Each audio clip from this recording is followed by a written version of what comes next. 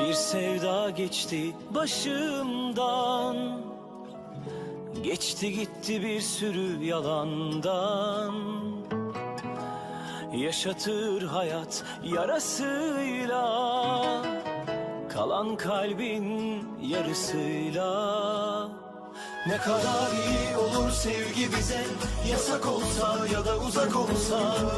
Ne isterim Allah'tan, hayat bu bir gün, güler elbet, bana döner elbet.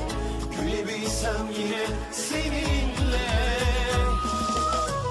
Ben sevdanın her halini, mağlubunu, galibini anladım yaşayınca seninle.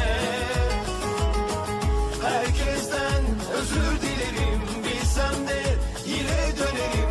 Ne var ettiğim yeminde. Ben sevdanın her halini, mağlubunu, galibini anladım yaşayınca seninle. Herkesten özür dilerim, bilsem de yine dönerim. Başına gelse senin de anlarsın.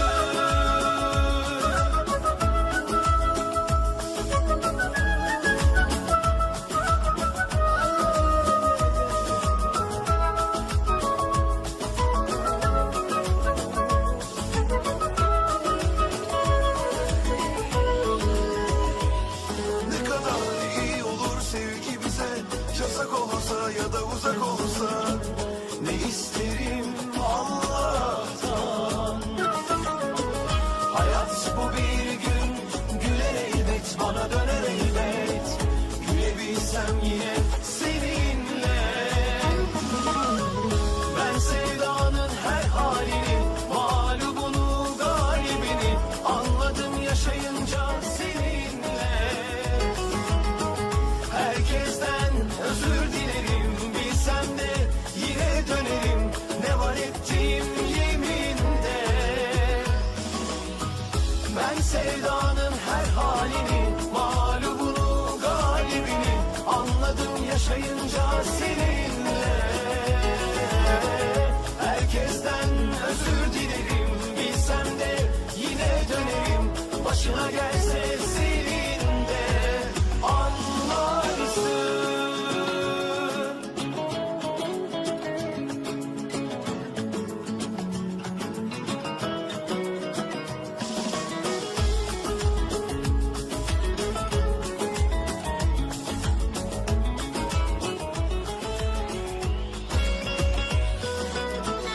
Ben sevdanın her halini, mağlubunu, galibini anladım yaşayınca seninle. Herkesten özür dilerim, bilsem de yine dönerim. Ne var ettiğim yeminde. Ben sevdanın her halini, mağlubunu, galibini anladım yaşayınca seninle.